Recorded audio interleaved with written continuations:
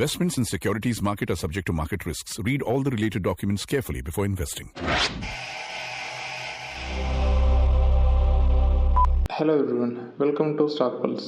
Basics of stock மார்க்கெட்டில் நம்ம ஒவ்வொரு டாப்பிக்காக கவர் பண்ணிட்டு வரோம். அதே மாதிரி நம்ம இன்றைக்கி பார்க்க போகிற டாபிக் என்னென்னா ட்ரேடிங் வர்சஸ் இன்வெஸ்டிங்.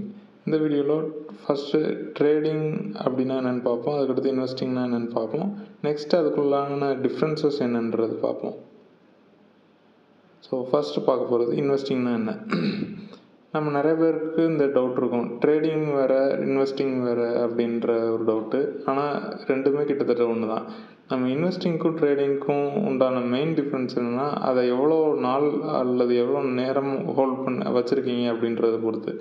சிம்பிளாக ஒரு எக்ஸாம்பிள் சொல்கிறேன். நீங்கள் வந்து ஒரு லேண்ட் வாங்குறீங்க, லேண்ட் வாங்கிட்டு அதை எப்போ விற்பீங்க அப்படின்னு கேட்டால், வாங்கின மறு நிமிஷமே விற்றுற மாட்டீங்க இல்லையா. அதை ஒரு மினிமம் ஒரு 6 மாதத்துலேருந்து 1 வருஷம் மினிமம், மேக்ஸிமம் நீங்கள் பல வருஷங்கள் கூட வச்சுருக்கலாம். ஸோ லேண்ட் வாங்கி விற்கிறதுக்கு பேர் இன்வெஸ்டிங்னு சொல்லலாம். அதே மாதிரி ஸ்டாக் மார்க்கெட்லேயும் இப்போ நீங்கள் ஒரு 10 ஷேர் இல்லாட்டி 100 ஷேர் வாங்குறீங்கன்னா, அதை வாங்கி இப்போ வாங்கி ஒரு வருஷம் கழிச்சும் வைக்கலாம், 10 வருஷம் கழிச்சும் வைக்கலாம், இல்லாட்டி உங்கள் பேரன் பேத்தி கூட நீங்கள் அதை வந்து இன்ஹெரிட் பண்ணலாம், அதாவது பாஸ் பண்ணலாம். ஸோ இந்த மாதிரி ஆப்ஷன்ஸ்லாம் ஷேர் மார்க்கெட்டில் இருக்குது. அதே மாதிரி நீங்கள் கேள்விப்பட்டிருப்பீங்க, இந்த மாதிரி 2000 இல்லை 1995 வந்து 10,000 ரூபாய்க்கு வாங்கின ஸ்டாக் இப்போ வந்து 300 கோடி போகுது, 50 கோடி போகுது அப்படின்ற கதையெல்லாம் இந்த இன்வெஸ்டிங்கில் வந்து சேரும். இன்வெஸ்டிங் நமக்கு ஜென்ரலாக தெரிஞ்சது தான். அதாவது ஒரு ஸ்டாக்கை வந்து வாங்கி லாங் டேர்மாக ஹோல்ட் பண்ணுறது. லேண்டு எக்ஸாம்பிள் பார்த்தோம் பார்த்தீங்களா, அதே மாதிரி தான் லாங் டேர்மாக ஹோல்ட் பண்ணுறது, வாங்கி இப்போ லாபத்துக்கு விற்கிறது, அதுதான் இன்வெஸ்டிங்னு சொல்லுவோம். ஸ்டாக்காக கூட இருக்கணுன்ற அவசியம் இல்லை. அது பாண்டாக இருக்கலாம், மியூச்சுவல் ஃபண்டாக இருக்கலாம், அதர் செக்யூரிட்டியாக கூட, அதாவது அதர் இன்வெஸ்ட்மெண்ட் அவென்யூஸாக கூட இருக்கலாம். அது என்னென்னா லாங் டேர்மில் இருக்கணும், அதாவது டைம் டியூரேஷன் வந்து அதிகமாக ஹோல்ட் பண்ணியிருக்கணும், அதுதான் இன்வெஸ்டிங்கிறது பேர். லாங் டேர்மாக இன்வெஸ்ட் பண்ணுறவங்களுக்கு பேர் லாங் டேர்ம் இன்வெஸ்டர்ஸ்னு சொல்லுவோம். அந்த லாங் டேர்ம் இன்வெஸ்ட்மெண்ட்டுக்கு எது தெரிஞ்சிருக்கணுமா, கண்டிப்பாக தெரிஞ்சிருக்கணும். அது என்ன தெரிஞ்சிருக்கணும்னா ஃபண்டமெண்டல்ஸ் தெரிஞ்சிருக்கணும். அதாவது ஒரு ஸ்டாக்கை வாங்கி இது இந்த கம்பெனியோட பேக்ரவுண்டு, அது நம்ம நல்ல ரேட்டுக்கு வாங்குகிறோமா, நல்ல ரேட்டுக்கு விற்கிறோமா அப்படின்றதெல்லாம் தெரிஞ்சுக்கணுன்னா நீங்கள் ஃபண்டமெண்டல்ஸ் அப்படின்னா என்னன்றது தெரிஞ்சு வச்சுக்கணும். ஸோ இந்த ஃபண்டமெண்டல்ஸ், டெக்னிக்கல்ஸ் அதெல்லாம் நம்ம ஃப்யூச்சர் வீடியோவில் கவர் பண்ணிக்கலாம். இப்போதைக்கு இன்வெஸ்டிங் ஆர் இன்வெஸ்ட்மெண்ட்னா என்னன்றது நமக்கு தெரிஞ்சிருக்கும். வாங்க நெக்ஸ்ட்டு ட்ரேடிங்னா என்னென்னு பார்ப்போம். முன்னாடியே சொன்ன மாதிரி ஒரு லாங் டேர்முக்கு ஹோல்ட் பண்ணி விற்கிறதுக்கு பேர் இன்வெஸ்டிங்னு சொல்லணும். அதே மாதிரி அதுக்கு அப்படியே ஆப்போசிட் ட்ரேடிங். நீங்கள் ஷார்ட் டேர்முக்கு வாங்கி விற்கிறதுக்கு பேர் ட்ரேடிங்னு சொல்லுவாங்க. நீங்கள் ஒரு ஹோல்சேல் கடையில் வாங்கி விற்கிறதுக்கு பேர் ஒரு ட்ரேடிங்னு சொல்லலாம். எக்ஸாம்பிள், நீங்கள் ஒரு முட்டை கடையில் போய் ஹோல்சேலாக முட்டை வாங்குறீங்க. நீங்கள் ஒரு கடைக்காரராக இருந்தால் அந்த முட்டை ஒரு செட்டு ஒரு ட்ரே வாங்குறீங்கன்னா, அதில் ஒரு குறிப்பிட்ட ஒரு 12 to 24 முட்டை இருந்துச்சுன்னா, அதை நீங்கள் வந்து ஒரு ரீட்டைல் கடையில் விற்றுட்டு அதில் இருக்க டிஃப்ரென்ஸ், அதாவது அதில் இருக்க லாபமோ நஷ்டமோ, அதுதான் ட்ரேடிங்க்கான இன்னொரு எக்ஸாம்பிள். ட்ரேடிங் வந்து ஆல்ரெடி நம்ம பார்த்த மாதிரி ஷார்ட் டேர்ம்லையும் பண்ணலாம். ஸோ நம்ம அந்த ஸ்டாக் எக்ஸாம்பிளுக்கு வருவோம். நீங்கள் முன்னாடியே சொன்ன மாதிரியே ஸ்டாக் ஒன்று வாங்குகிறோம், வாங்கி ஒரு நாளைக்கு வாங்குகிறோம், வாங்கிட்டு மறுநாள் விற்றுடுறோம். ஸோ இப்போ வாங்கி நாளைக்கு விற்கிறதும் பண்ணலாம். இப்போ இந்த செகண்ட் வாங்கி ஒரு 10வது செகண்ட் விற்கிற மாதிரி பண்ணலாம். இதெல்லாம் ட்ரேடிங்கில், அதாவது ஸ்டாக் மார்க்கெட்டில் அதெல்லாம் பாசிபிலிட்டிஸ் இருக்குது. இன்வெஸ்டர்ஸ் வந்து எப்போயுமே ஒரு 15 to 20% தான் மேஜராக எய்ம் பண்ணுவாங்க. அதுக்கு மேலே இருந்தாலும் நல்லது தான், அதுக்கு கீழே போகாமல் மேஜராக பார்த்துக்கிடுவாங்க. நார்மலான ஒரு குட் புல் மார்க்கெட்டில் இது பாசிபிள் தான். ஆனால் ட்ரேடர் எப்படின்னா பெர் மந்த் 15%, 10 to 15% எக்ஸ்பெக்ட் பண்ணுவாங்க.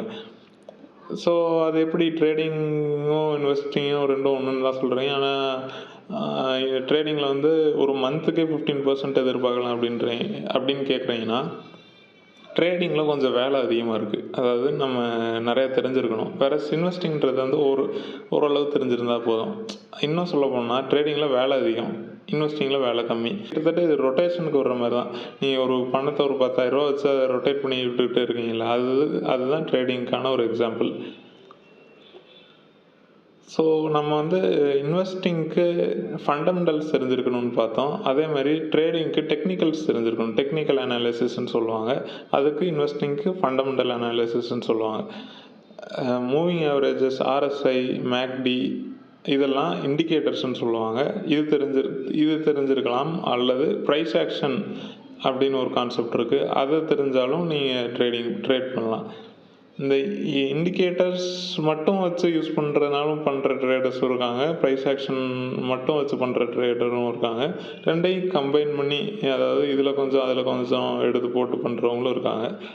ஸோ இந்த இன்டெப்த், அதாவது ட்ரேடிங்னா என்ன, ட்ரேடிங்கில் என்னென்ன டைப்ஸ் இருக்குது, இன்வெஸ்ட்மெண்ட்னா என்ன, இன்வெஸ்ட்மெண்ட்ஸ் டைப்ஸ், அதோட இன்டெப்த் கான்செப்ட் வந்து நெக்ஸ்ட் வீடியோவில் பார்ப்போம். இப்போதைக்கு நம்ம ஓவராலாக இது மட்டும் தெரிஞ்சுக்கிட்டா போதும். ஸோ யாரெல்லாம் இன்வெஸ்ட்மெண்ட் பண்ணணும், யாரெல்லாம் ட்ரேட் பண்ணணும் அப்படின்றத பார்ப்போம். ட்ரேடிங்னாலும் சரி, இன்வெஸ்டிங்னாலும் சரி, யாருனாலும் பண்ணலாம். நீ அதுக்கு பெருசாக நீ இது படிச்சிருக்கணும், அது படிச்சிருக்கணுன்ற பெரிய பெரிய காலேஜில் படிச்சிருக்கணும்லாம் அவசியம் இல்லை. அது ரொம்ப சிம்பிளாக நீ யூடியூப் ஆர் ஆன்லைன்லே நிறையா சோர்ஸ் இருக்குது. எக்ஸாம்பிள் நம்ம சேனல்லே இனி வரும் காலங்களில் நம்ம நிறையா இதை பற்றின கண்டென்ட்ஸ் நிறையா போடுவோம். அதிலிருந்தே உங்களுக்கு தெரிஞ்சுக்கலாம். இல்லாட்டி other sources or other YouTube சேனல்ஸ்லேயும் உங்களுக்கு பிடிச்சா பார்த்துக்கலாம். அதில் நம்ம அந்த புக்ஸ் இருக்குது, நிறையா புக்ஸ் நான் ரெக்கமெண்ட் பண்ணுறேன் ஃப்யூச்சரில். ஸோ இந்த மாதிரி அவென்யூஸ்லேருந்து நீங்கள் கற்றுக்கலாம். ட்ரேடிங்காக இருந்தாலும் சரி, இன்வெஸ்ட்மெண்ட்டாக இருந்தாலும் சரி. ஆல்ரெடி பார்த்த மாதிரி இன்வெஸ்டிங் வந்து ரொம்ப சிம்பிளானது. திருப்பி அந்த லேண்ட் எக்ஸாம்பிள் எடுத்துக்கலாம். நீங்கள் வந்து ஒரு லேண்ட் வாங்குறீங்கன்னா பக்கத்தில் ஒரு பஸ் ஸ்டாண்ட் இருக்கா, ஒரு ஏர்போர்ட் வருதா, ஒரு ரயில்வே ஸ்டேஷன் வருதா, ஒரு ஸ்கூல் வருதா, காலேஜ் வருதா, இதை பார்த்தா மட்டும் போதும். நீங்கள் பெருசாக ஒன்றும் உள்ளுக்குள்ளே போய் இத்தனை ஸ்கொயர் ஃபீட்டு, இதில் வந்து இப்படி வரும் அப்படி வரும்ன்ற அப்படிலாம் நீங்கள் யோசிக்கவே தேவையில்லை. ஒரு லாங் டேர்மாக வாங்கி போட்டோமா வச்சோமா அப்படின்றதான் இன்வெஸ்ட்மெண்ட். ஆனால் ட்ரேடிங் வந்து கொஞ்சம் எஃபோர்ட் பண்ணணும். ஆல்ரெடி சொன்ன மாதிரி கொஞ்சம் மெனக்கிடணும். அதுதான் ட்ரேடிங்க்கு உண்டான ஒரு இது. குறிப்பிட்ட செட் ஆஃப் விஷயம் நீங்கள் தெரிஞ்சு வச்சுருக்கணும். அதில் நீங்கள் வந்து எக்ஸ்பீரியன்ஸ் உங்களுக்கு நிறையா இருந்தால், அது எமோஷ்னல் கண்ட்ரோல்லாம் அதில் நிறையா இருக்கணும். நீங்கள் சாட்டுக்கு வாங்கி வச்சுட்டு இது கீழே போச்சுன்னா பரவாயில்ல அப்படின்ற ஒரு மைண்ட் செட்டில் ட்ரேடிங்கில் இருக்க முடியாது. வேறு இன்வெஸ்ட்மெண்ட்டில் நீங்கள் ஒரு கம்பெனி, இந்த கம்பெனி வந்து எனக்கு ட்ரஸ்டபுளாக இருக்குது, இந்த கம்பெனியோட ஃபண்டமெண்டல்ஸ்லாம் எனக்கு ப்ராப்பராக தெரியுது, அது மேலே ஏற்ற இறக்கங்கள்லாம் உங்களுக்கு பாதிப்பு இல்லாட்டி உங்களுக்கு ஓகே. ஆனால் ட்ரேடிங்கில் அது அப்படியே ஆப்போசிட். சார்ட்டு தான் மெயின் இதில். ட்ரேடிங்கை பொறுத்தளவு chart patterns, chart, candle stick இதெல்லாம் சொல்லுவாங்க. அதுதான் ட்ரேடிங்கில் ரொம்பவே இம்பார்ட்டண்ட்டு.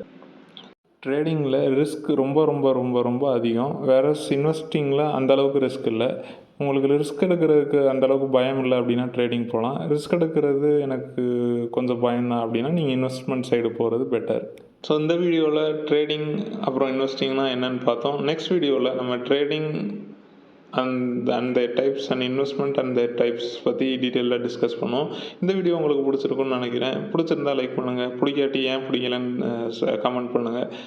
உங்களுக்கு எதாவது டவுட்ஸ் இருந்துச்சுன்னா கமெண்ட் பண்ணுங்கள். உங்கள் ஃப்ரெண்ட்ஸ் அண்ட் ஃபேமிலிக்கு இந்த வீடியோ யூஸ்ஃபுல்லாக இருக்கும்னு நீங்கள் நினச்சிங்கன்னா அவங்களுக்கு ஷேர் பண்ணுங்கள். மறக்காமல் சப்ஸ்கிரைப் பண்ணிடுங்க. தேங்க்யூ.